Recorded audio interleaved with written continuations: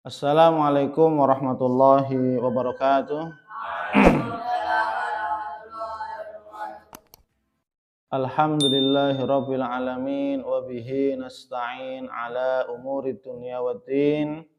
Wassalatu wassalamu ala asyrafil anbiya'i wal mursalin wa ala alihi wa ashabihi wa man ihtada bihadihi wastanna bisunnatihi ila yaumiddin, amma ba'd.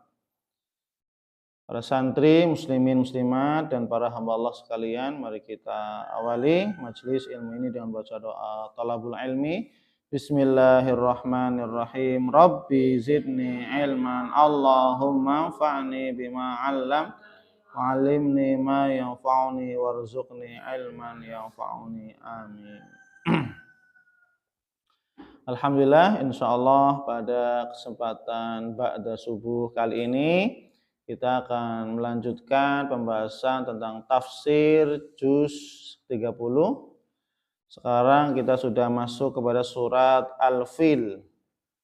Pada pertemuan yang lalu kita sudah bahas tentang muqaddimah dari surat Al-Fil yang kami ambil dari kitab tafsir ya Sofwatut Tafasir karya Syekh Ali As-Sabuni rahimahullah rahmatan wasi'ah.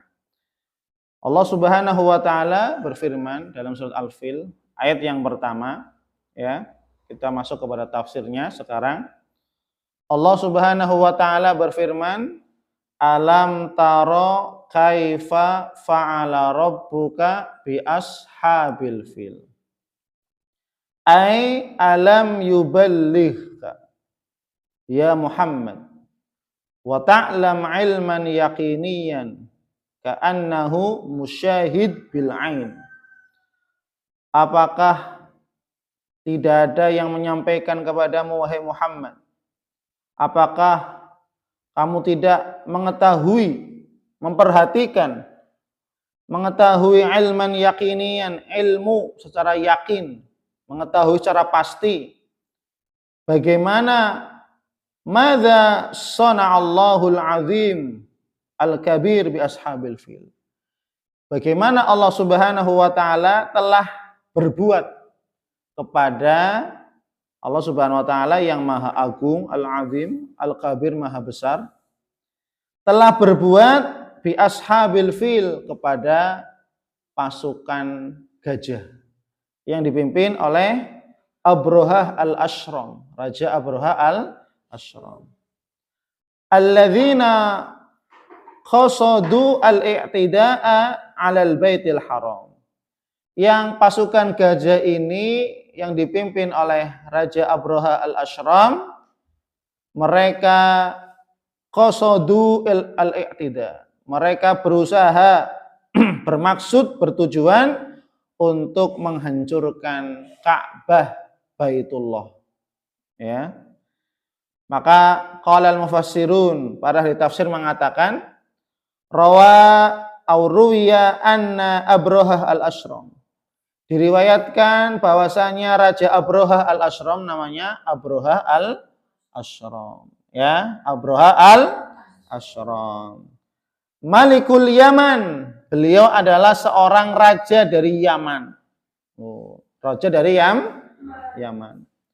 Bana kanisatan bi Son'a, yang Raja Abrahah ini ya telah membangun sebuah tempat peribadatan, kanisa, gereja. Gereja yang besar, gereja yang megah. Dalam riwayat yang lain, gereja yang megah, yang mewah. Ya. Gereja yang besar, ya. Di Son'a, di daerah Son'a Yaman. Sekarang jadi ibu kota Yaman, Son'a, ya, Son'a. Wa arada, dan beliau an yusarrifa ilaihal hujjaj, dan beliau ingin penduduk Mekah atau orang-orang yang haji ke Mekah, hajinya jangan ke Mekah, ke Ka'bah. Tapi apa? Mereka, Raja Abrahah ingin mereka itu hajinya ke Yaman. Hajinya itu apa? Mengelilingi gereja yang telah dibuat oleh Raja Abrahah. Ya. Jadi ini tujuan kenapa ya Raja Abroha ingin menghancurkan Ka'bah. Karena beliau di Yaman pada saat itu sudah membangun gereja yang sangat megah, yang sangat mewah, yang sangat besar. Yang Raja Abroha ini menginginkan para orang-orang haji yang di Mekah itu hajinya ke Yaman. Untuk apa? Itu tadi tawaf di sekeliling gereja yang dibangun oleh Raja Abroha. Faja'a rajulun min Kinanah. Kemudian datang seorang laki-laki dari suku Kinanah. Wa taghawwata fiha lailan. Maka dia itu ya taghawwata fiha lailan. Ya, taghawwata ya taghawwat itu artinya buang air besar, ya. Buang hajat fiha di samping atau di gereja yang dibangun oleh Raja Abroha. Lailan pada malam hari. Walattaha judranaha. Dan dia mengusap-ngusap tembok gereja itu dengan kotoran. Bin najasa dengan najis. Ihtiqaran laha sebagai bentuk penghinaan kepada Raja Abroha. Ya enggak mungkin. Baitullah Ka'bah yang dibangun oleh Nabi Ibrahim, yang dimuliakan oleh Allah, loh kok kemudian apa? Raja Abroha ingin apa? Dipalingkan orang-orang yang haji ke Baitullah, dipalingkan ke Yaman untuk apa? Beribadah di gereja mereka, kanisa. Ya. Faghadiba Abroha. Maka Raja Abroha pun marah besar. Raja Abroha murka wa halifa ayyahdimal Ka'bah. Dan beliau bersumpah bahwasanya apa? Beliau akan menghancurkan Ka'bah. Ya, akan menghancurkan Ka'bah. Wa jaa'a Makkah bi jaishin kabirin ala afyal. Dan beliau Raja Abroha betul ya, datang ke Mekah bi jaishin kabir ala afyalin. Beliau datang ke Mekah dengan membawa pasukan afyal yang mereka mengendari gajah. Ya. Yataqaddamuhum filun huwa a'dhamul fiyal. Ya. Gajah yang digunakan untuk menghancurkan Ka'bah adalah gajah yang paling besar. Coba bayangkan. Bukan gajah-gajah anak gajah, tapi gajah yang paling besar. Ya. Ini menunjukkan betapa kuatnya pasukan Raja Abroha, betapa hebatnya pasukan Raja Abroha. Falamma wasala qariban min Makkah farra ahluha ilal jibal. Maka tatkala pasukan Raja Abroha datang ke Mekah, sampai ke Mekah, ya, farra ahluha ilal jibal. Maka penduduk Mekah otomatis langsung lari, kabur ilal jibal, ke gunung-gunung. Loh ya, karena orang Mekah ketika itu nggak ada gajah, nggak pernah lihat gajah. Tiba-tiba diserang oleh pasukan bergajah.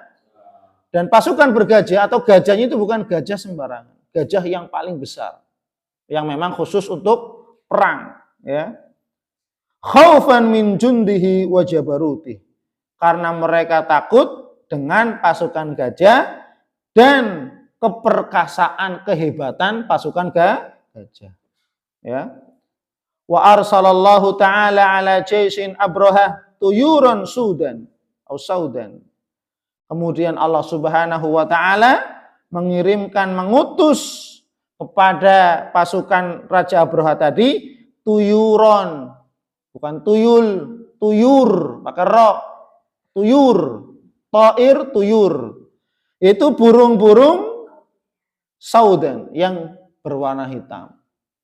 Ma'kulli ta'irin salasatu ahjar. Setiap satu burung membawa 3 batu.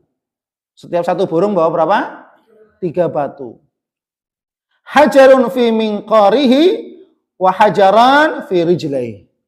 1 batu di paruhnya burung, ya, mulut burung, paruh burung dibawa.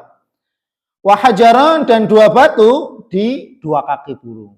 Jadi 3, 1 di paruh, 2 di kaki. Faramadhum at-tuyur bil hijarah. Kemudian burung-burung Allah utusan ini melempar pasukan gajah Raja Abroha dengan batu-batu. Ya. Fakanal hajar yadkhul fi ra'sir rajul wa yakhruj min duburihi. Coba bayangkan. Saking batu ini batu yang sangat panas. Ya, batu yang sangat panas. Bukan batu sembarangan, bukan batu dari dunia, bukan. Batu dari api neraka. Fakanal hajar, maka tatkala batu ini yadkhul fi ra'sir rajul, maka tatkala batu ini sampai kepada kepala ubun-ubun pasukan gajah tadi, pasukannya, wa yakhruju min duburihi, kemudian keluar dari duburnya, tempat keluarnya kotoran kita. Coba bayangkan, ya, ketika batu ini jatuh di kepala pasukan gajah tadi, kemudian apa? Keluarnya dari mana? Keluarnya di duburnya. Tempat keluarnya kotoran. Ini menunjukkan betapa panasnya, hebatnya batu yang Allah kirimkan, ya, melalui apa?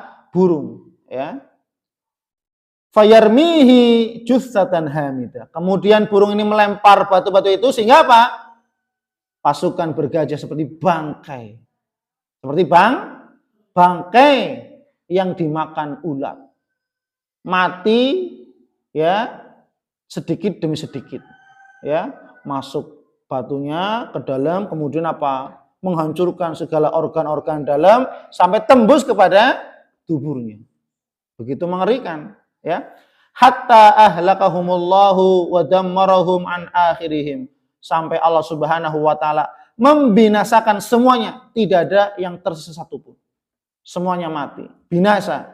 Wa kanat qissatuhum ibrah lil muta'abbirin. Maka kisah ini menjadi ibrah bagi kita semuanya yang mengambil pelajaran bahwasanya kesombongan, keangkuhan, kecongkakan, ya, dan seterusnya hal-hal yang sifat sombong pasti akan dihancurkan oleh Allah Subhanahu wa ta'ala. Maka insyaallah kita akan lanjutkan tafsir berikutnya, lanjutan dari surat Al-Fil pada pertemuan berikutnya. Wallahu a'lam bishawab. Semoga bermanfaat. Subhanakallahumma wabihamdik, asyhadu an la ilaha illa anta, astaghfiruka wa atubu ilaik. Wa afu minkum. Wassalamualaikum warahmatullahi wabarakatuh.